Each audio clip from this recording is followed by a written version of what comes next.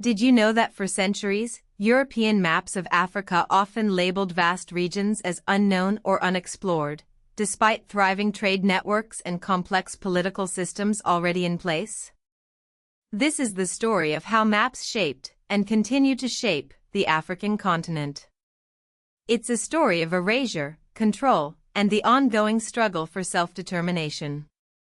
Before we delve into the familiar narrative of European exploration and colonial boundaries, we must first acknowledge a crucial truth: Africa had its own rich and diverse mapping traditions long before European contact. These weren't always maps in the conventional, paper and ink sense. They were often functional, oral, ceremonial, and deeply political. Think of the Saharan and Southern African petroglyphs.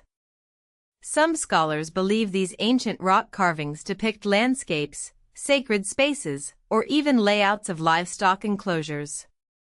Imagine children in southern Africa using pebbles to represent cattle and goats, moving them between symbolic crawls. This wasn't just play, it was a way of embedding spatial knowledge into daily life and memory. Consider the Luba people of the Democratic Republic of the Congo. They used intricate memory boards called lukesa. These boards weren't maps in the traditional sense, but they organized space, lineage, and authority in a map-like way, serving as historical archives and political records. Many African societies developed sophisticated directional systems tied to their environment. They relied on rivers, trade paths, seasonally visible landmarks, and sacred sites, rather than abstract coordinates like latitude and longitude. There are even accounts of Africans drawing maps in the sand for European explorers, providing directions and spatial information that Europeans often failed to properly record or acknowledge. Now, let's turn to the more widely known history of European mapmaking and its relationship to Africa. One of the earliest surviving maps to depict Africa in a recognizable form is the De Ming Honey II, created around 1389 in China. While Africa isn't the central focus, its inclusion highlights the global awareness that existed long before European dominance. In the 15th century, Portuguese coastal exploration marked a turning point.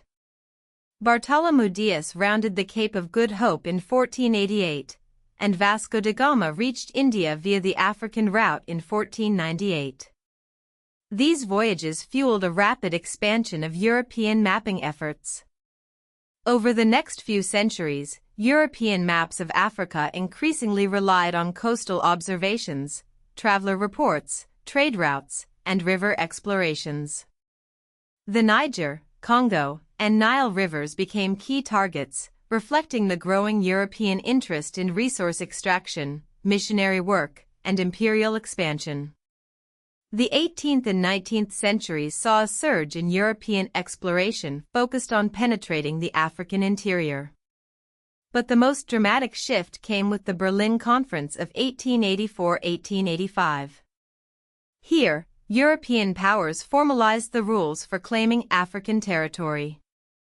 Maps became instruments of colonial partition, used to carve up the continent with little regard for existing political, ethnic, or ecological realities. This era saw the rise of maps with straight lines and arbitrary administrative zones, ignoring the complex tapestry of African societies. By 1935, a map of colonial Africa revealed the stark reality: most of the continent was under European rule, with only a few exceptions like Ethiopia and Liberia. The impact of colonial mapping was profound and far-reaching. It turned fluid political landscapes into fixed borders, creating a legacy of division that continues to shape Africa today. Many modern conflicts are rooted in the mismatch between colonial borders and ethnic territories, pastoral migration zones, and pre-existing kingdoms and emirates. Maps were used to justify claims over places that Europeans hadn't even physically controlled yet. Cartography helped create the impression that Africa was a continent to be measured, divided, and administered. But the story doesn't end there. The year 1960 marked a turning point, often referred to as the Year of Africa. A wave of independence movements swept across the continent, transforming the political map. 17 African countries gained independence in that single year. This rapid decolonization redrew the political map of Africa, with new nations emerging from the shadows of colonial rule. Rwanda-Urundi became Rwanda and Burundi in 1962. Algeria gained independence in the same year after a long and brutal war. Kenya followed in 1963. African maps became symbols of sovereignty, anti-colonial struggle, and international recognition. While national borders remained largely colonial in origin, the meaning of the map shifted from imperial possession to statehood. But the legacy of colonial mapmaking continues to resonate in modern Africa. Border disputes today often reflect colonial-era decisions, with unclear frontier lines, ethnic groups divided across borders, and pastoral access routes disrupted by international boundaries. Modern African states grapple with the consequences of maps that ignored nomadic movements, rivers as lifelines, trade corridor logic, and indigenous territorial concepts.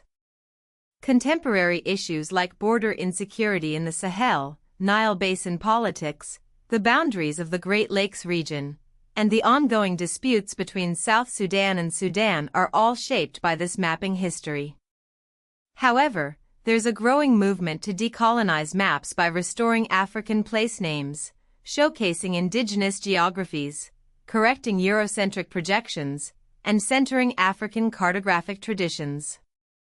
Digital mapping and GIS technologies are also being used to document land rights, support indigenous claims, manage conservation efforts, and improve public planning.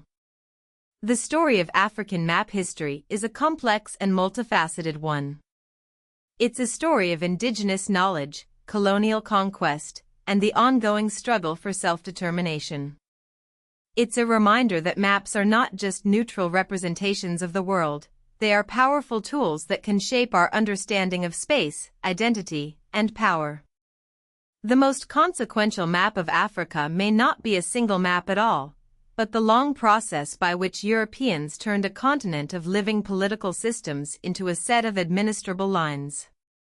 Decolonization changed the labels, but much of the border architecture remains colonial in origin. Understanding this history is crucial for navigating the challenges and opportunities facing Africa today.